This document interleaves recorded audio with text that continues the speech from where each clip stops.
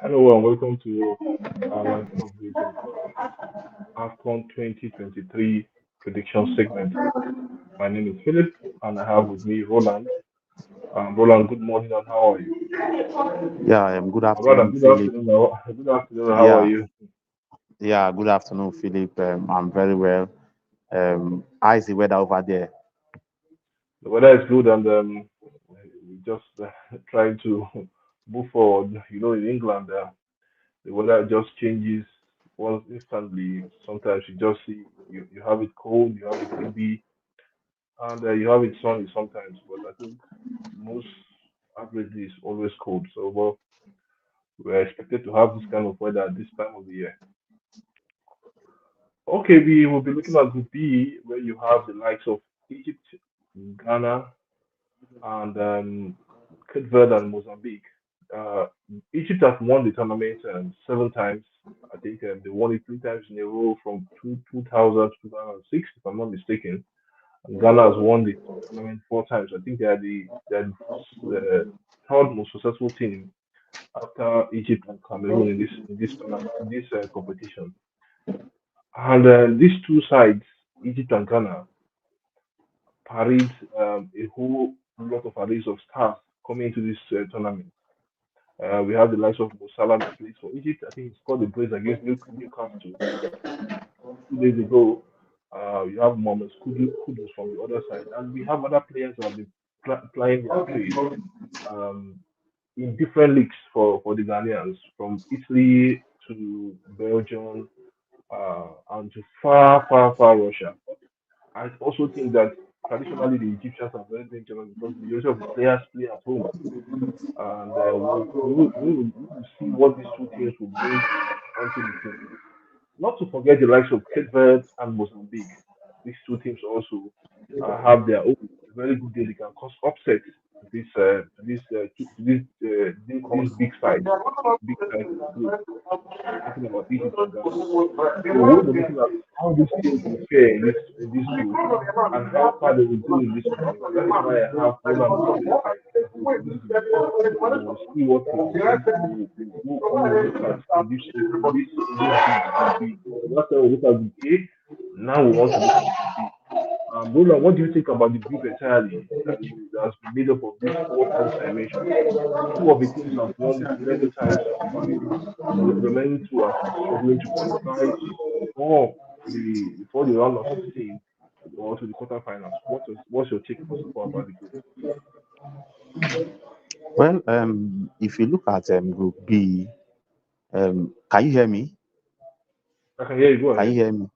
Okay, so if you Go look ahead. at Group B, of course, as always, or as natural, you expect the Black Stars of Ghana and of course the Pharaohs of Egypt to actually qualify from that group.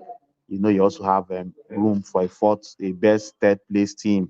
Also, so maybe the likes of Cape Verde will also be looking at the possibility of finishing third in that group to stand a chance of progressing to the next round. But and we both know that Egypt and Ghana are the favorites. And for Egypt, like we're saying, they happen to be the most successful team in the history of African football, African Cup of Nations, from winning their first title in 1967, thereabout, or 1957, and then to winning their last title in 2010. Um, they last played in the final a few years ago, and they lost to Egypt. So they lost to Senegal in that final. Of course, I was rooting for Senegal in that final. I'm also sure you were also rooting for them because Senegal had, or they Yeah, we have all were a rooting for golden, them. I think yeah, they have a golden generation that we for a while. feel Yeah. yeah, it's about time they lay their hands on the most prestigious trophy in African football, which is the African Cup of Nations. So I think for the Egyptian national team, they are a very good team. They have nothing to prove to anybody. And they in their squad, I think they have just 5 or 7 players that are based abroad. With the star player Mohamed Salah that plays for Liverpool. Then of course Neni, who really gets game time for his club side Arsenal. Yeah. Yeah, so you want to believe the Pharaohs of Egypt going into this tournament. I think they are going to do well with the qualities of players they have at the local level in Al Ahly. They have about 8 to 9 players from Al Ahly was called up to that team. They also have players that plays for Exactly. Zamalek. Then they also have players that plays for Pyramid in Egypt and also Future FC in Egypt. And those are the major clubs that players were actually called to join the national team ahead of the AFCON Cup of Nations that will take place in Ivory Coast, I think next week. So the tournament is ready. Ivory Coast is ready. They say they are ready to host Africa. They are ready to host the world, and we are also expecting a good tournament. And just a news filtering into Nigeria today, we are made to understand that Super Sports they will not show the African Cup of Nations. They usually have rights to show this tournament, but this time around they will not be showing the AFCON Cup of Nations, and a lot of persons have been grumbling, a lot of persons have been lamenting and all that. In fact, I've been getting some questions from people. I hope AIT is going to show the AFCON Cup of Nations, because a lot of persons want to watch the AFCON Cup of Nations, or they used to watch it via Super Sports, but now they are telling us that they don't have the right or they've not bought the right to show the AFCON Cup of Nations. So while the AFCON Cup of Nations is going on, um, a lot of people will now be watching both Premier League, FA Cup, and the rest on Super Sport DSTV. So it's a big blow that people will not be able to watch it the way they want to. Some people will be forced to stream it, and maybe some other channels that might show that it's not on DSTV, people can watch, maybe AIT, NTA, and what have you. So um, for the Egyptian national team, I think they should be able to get to the quarterfinals thereabouts. And then, of course, Ghana, um, coached by a So talking former about Spurs talking about assistant. the talking about hold on, talking about the Egyptian national team, where you have the likes of Salah. Remember that in the last tournament, they were in the same group with the Nigerian Super Eagles and they lost their first match. But as Yes. the tournament grew game by game by game, they were able to gain momentum. And it has been the Egyptian style over the years. If you look at the tournament they've won, even with the likes of Abu Trika in that team, and the likes of Mohamed, they grew game by game by game. Have they afford to do that in this tournament? Well, if you look at the group, I think the only difficult match that might come up in that group, um, it has to do with Ghana. Then, of course, Cape Yes. Verde on paper, you expect them to defeat the likes of Cape Verde on paper. Then you also expect them to defeat Mozambique on paper. So I don't think anybody is stopping them in that group as regards that group qualification. I think they will qualify. Either themselves or Ghana will finish first in that group. So that is how I see it. From statistics, that is how it has always been. Even when they were in the same group with the Super Eagles and they were able to finish second, um, also in that group, and they went all the way to the finals.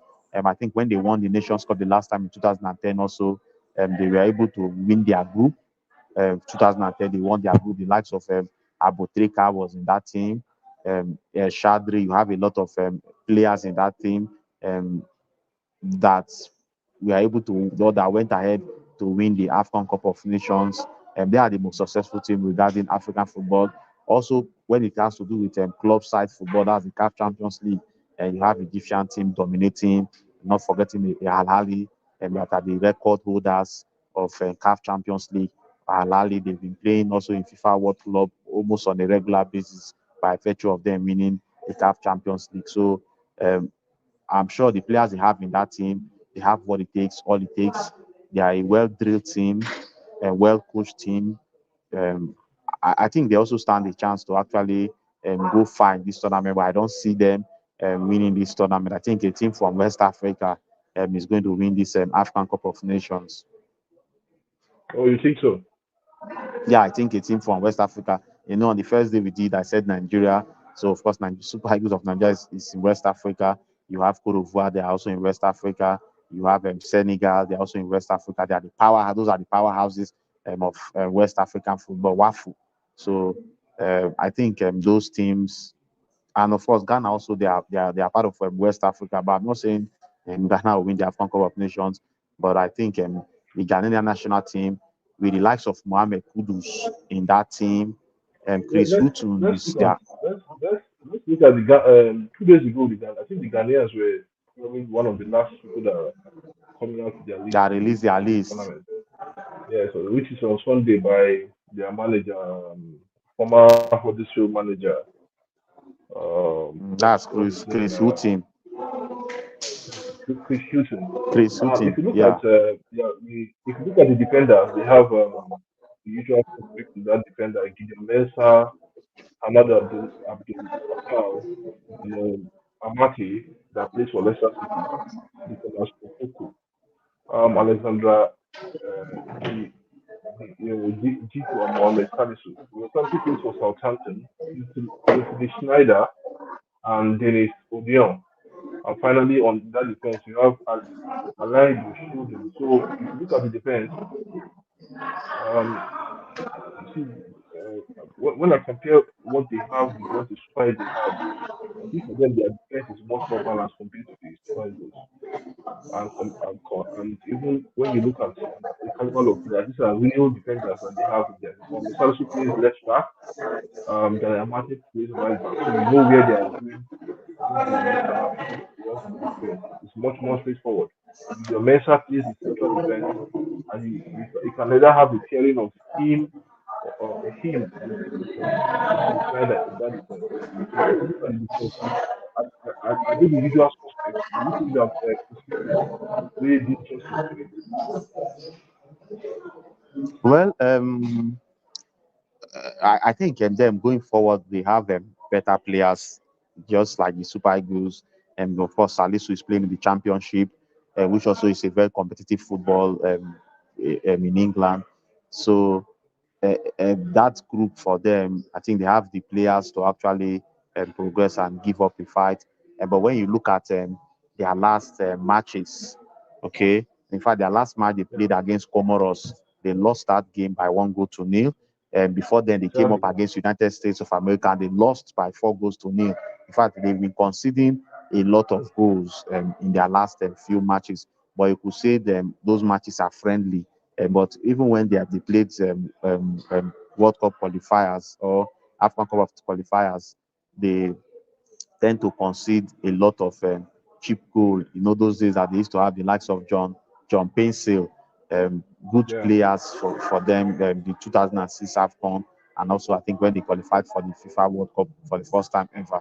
So you think they will concede goals, but going forward, you feel maybe if they concede 1 goal, they should be able to score two to write off that 1 goal that they conceded.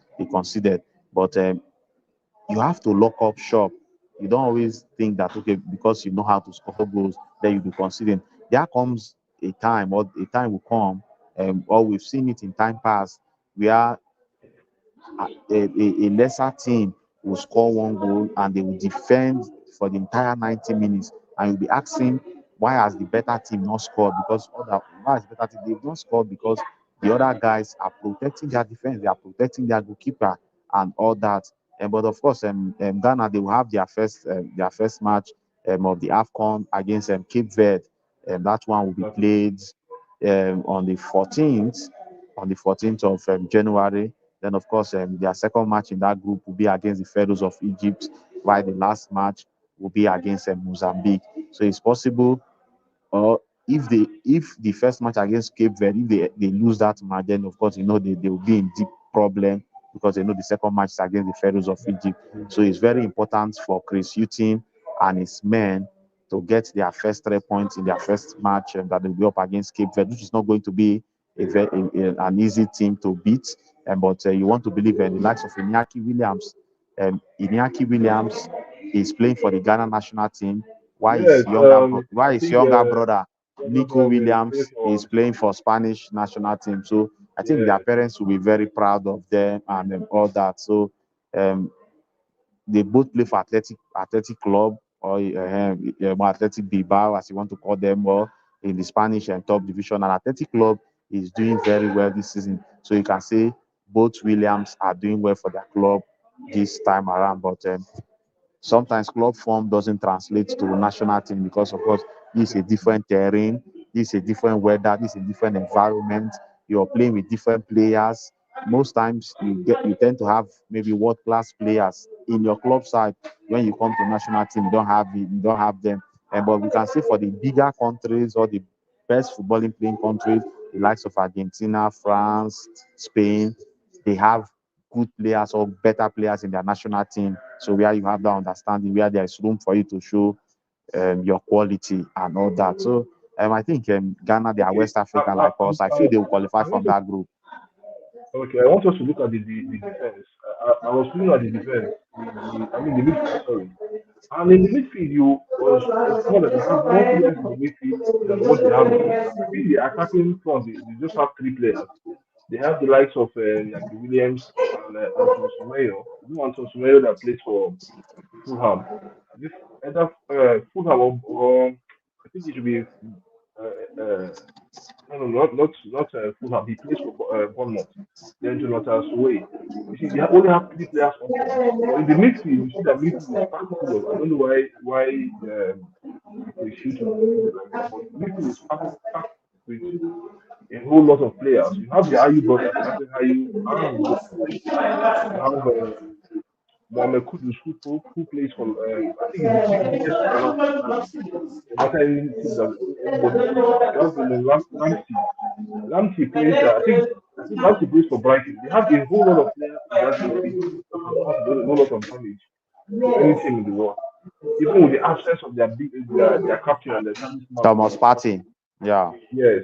Do you really think that with these players that they have in the midfield, they can really go ahead because you remember that even the likes of the Ayu brothers, they are just like strikers as well. They can score goals, so it makes them look dangerous and unpredictable because once you have the Yaki Williams and Tosumayo playing up front, you can virtually take one of them and play Mohamed Kudus in the left or in the right, and play one of the parties, one of maybe two of the Ayu brothers in the midfield, and you have a sitting maybe Martinez in the center. Do you really think that they have the right mix? Because I'm comparing it to that of Nigerian Super Eagles. Nigerian Super Eagles, they have fewer players in the midfield and more players up front. I don't understand. Maybe different coaches, different tactics that they bring in. So, how do you think that this midfield will be able to cope with the pressure, especially when you know that they've been shipping in goals, leaking in goals? I mean, the Ghanaian side, they've been leaking in goals. How do you think they'll be able to cope with the pressure of helping the defense not to ship in goals and also helping the strikers to put more on the Well, if you look at their World Cup squads, and that's in 2022 World Cup squad, I know they were part of the World Cup. They were in a Yeah, group that consists Portugal, South Korea, there, but I can't remember the other team.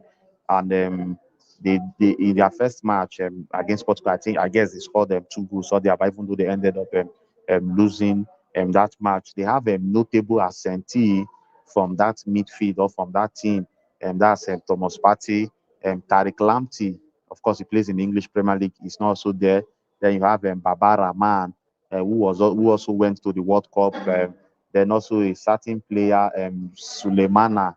Of course, he was part of their World Cup squad, or he played their matches, but he's not in this squad or in this team.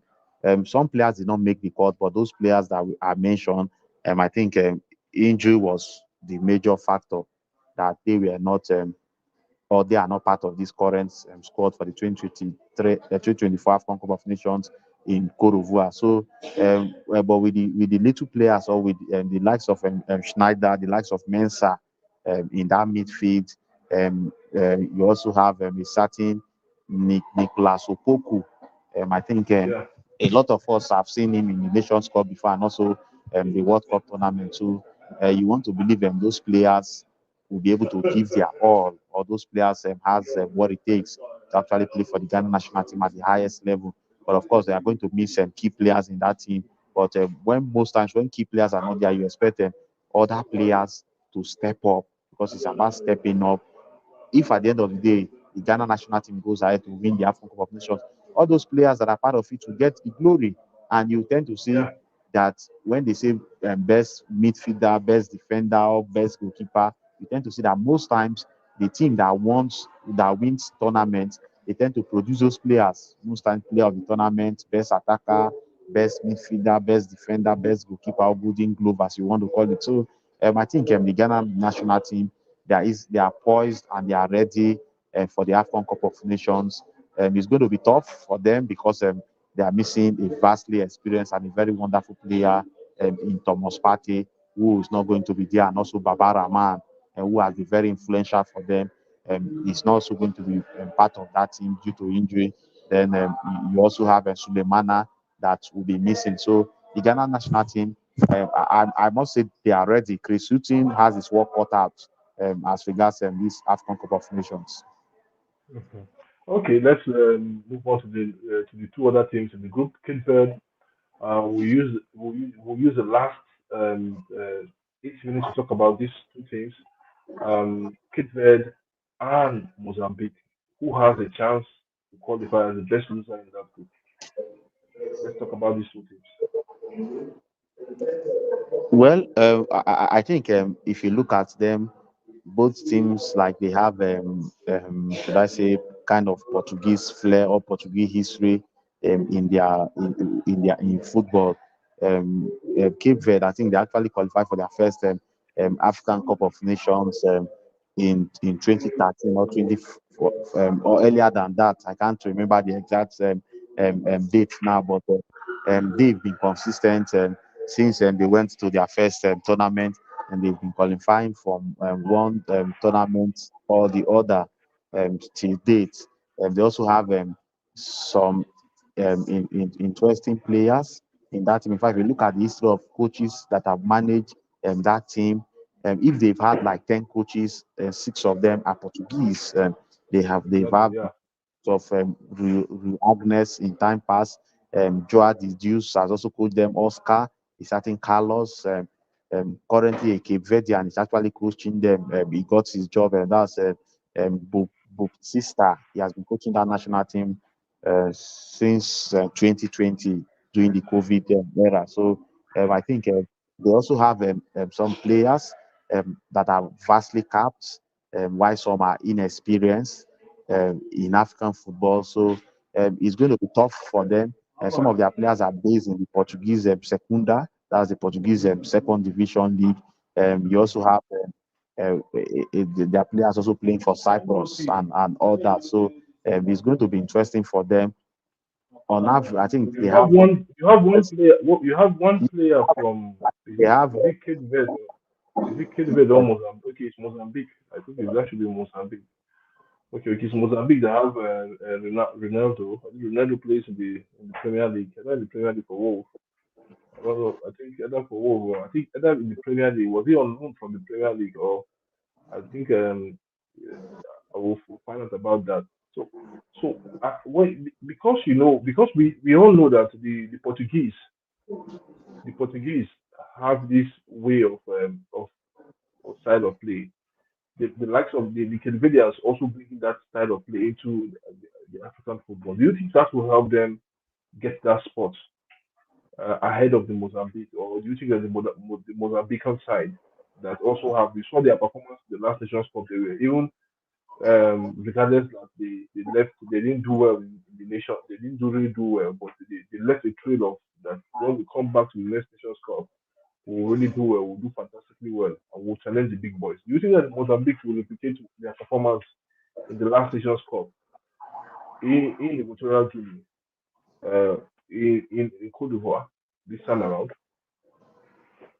well, I think if you look at that group, like I said earlier, um, the first two teams or the best two teams in that group, I feel will actually progress. Okay, due to their experience, the quality of players they have, their managers. I think it's going to be Egypt and of course Ghana. Then if there's anybody that will want to be best loser, I think it will end up being Cape Verde. However, Mozambique has also played in several Nations Cup as far back as 1986. And they participated in their first Nations Cup, and that's talking about Mozambique. They also participated in the 1996 AFCON Cup of Nations that was hosted and won by South Africa under a certain Nelson Mandela situation. Then they also went to the 1998 African Cup of Nations. They've Okay, been here. They've been here and there. They've been here and there in the Nations Cup actually. yeah, they've been there, so they also have experience on their own level. But if you look at their current players, of course, they have a player that plays for Atletico Madrid. Maybe he doesn't get game time. Is is like 33 there about. I think Reinildo, Reinildo for Atletico Madrid is part of the Mozambique squad or Mozambique team that will be playing this year's AFCON Cup of Nations, and you expect him to actually maybe show some stuff he's made of by virtue of experience. They have their players also playing in Portuguese league in Belgium, So uh, I think by the end of the day, you don't have to even underrate them. They will be fighting alongside Cape Verde to actually finish third in that group. Or who says they don't even stand a chance to win the group that contains Egypt and also contains Senegal. So there's a possibility. This is football, African football. Um, we did the show the first time. I say there are no minnows in African football. We saw the last African Cup of Nations where some teams punched above their weight. So I think for Mozambique and Cape Verde, it's a great opportunity for most of their players to actually move to a bigger club or to a better club because, of course, scouts all over Europe will be coming to Cote d'Ivoire or Ivory Coast to watch the African Cup of Nations. So who knows the kind of players they'll be looking at or they'll be looking forward to signing at the end of the African Cup of Nations tournament. And from Okay. the Yeah. fourth group, Mozambique is actually the least ranked team in that group. So, but who says they can't actually cause an upset in the African Cup of Nations in the tournament or in a group that contains Egypt and of course Ghana. Okay. Roland. And finally, your predictions. Um, who will win? Who will win the group? Who will win Group B? And who will end up being knocked out of Group B? Hmm. This this is a big one. I think uh, In just 30 seconds, please. Egypt will win Group B. Ghana will finish second. Um, Cape Verde will finish third, and Mozambique will finish bottom of the group. Okay. That's your prediction. Egypt will win the group. Ghana to finish second. Mozambique to finish at the bottom end of the group, and Cape Verde to take that third, to take potential that third place if they do well. Okay. Now, I know I didn't have you on the show on the live show for the Group A live show, but I in 1.5 minutes, what's your take about the Super Eagles' chances to win that group and come out from that group to win their match in the round of 16? Or rather, where do Well, you think they will finish? Will they finish ahead of the Ivorians, or will they finish behind the Ivorians in Group A? well, the last time I said home advantage might actually play, but um, I think now we're just finding out that Wilfred Ndidi is out of the African Cup of Nations and he has been replaced by certain Halassan Yusuf. Of course, I don't really think I know much about that player, or I'm just hearing about him Yeah, yeah. uh, first few days or something.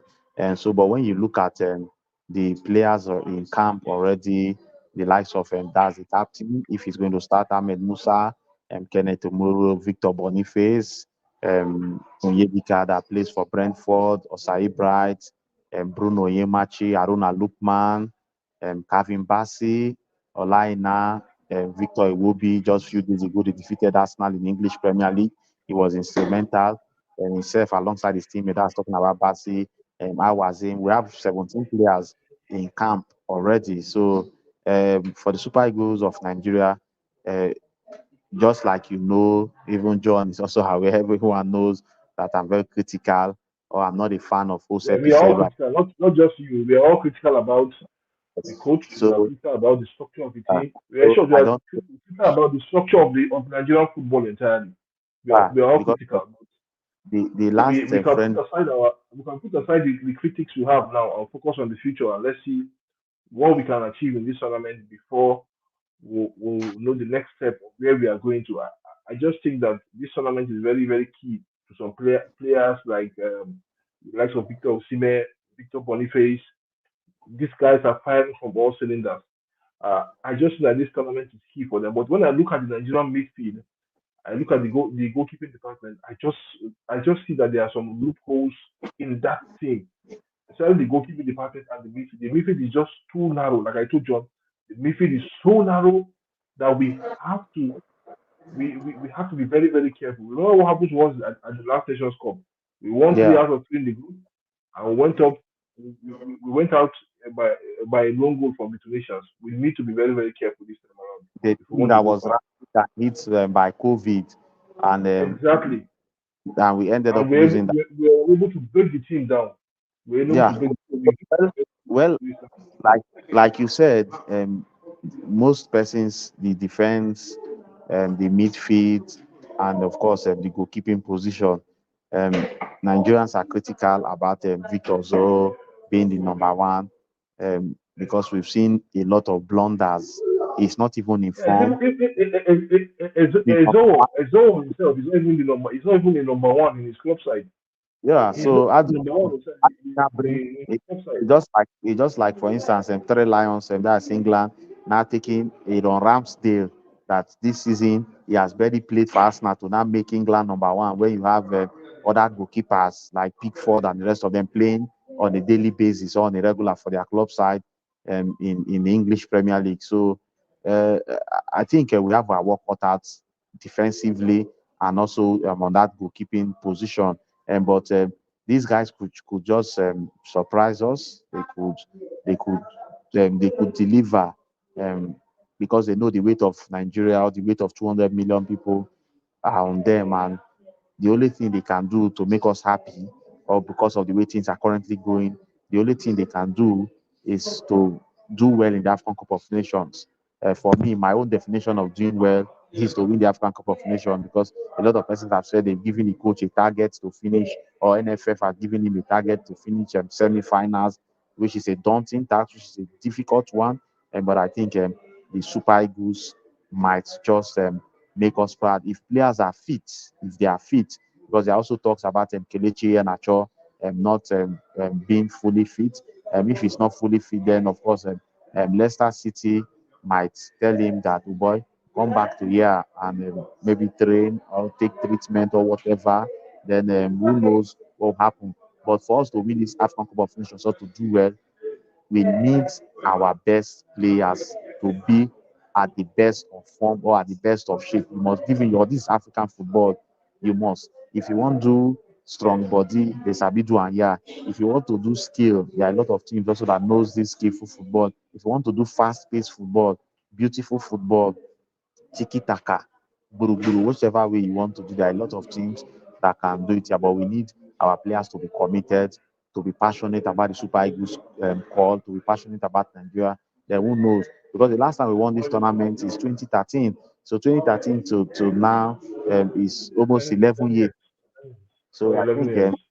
nothing wrong for us to win our second African Cup of Nations in 11 years and to win our fourth African Cup of Nations overall, 1980, 1994, 2013, and of course 2024. So we can actually do it. Nigerians will support them, the Super Eagles will come all out, because even if you look at tickets sold, we have five countries, okay, that I think Ivory Coast, Zambia, Nigeria. I can't remember the other two teams now. And their matches, they've sold the highest ticket. The game between Nigeria and Ivory Coast, I think it has sold probably the second highest ticket in this AFCON tournament that's yet to start. So a lot of persons are interested in that match.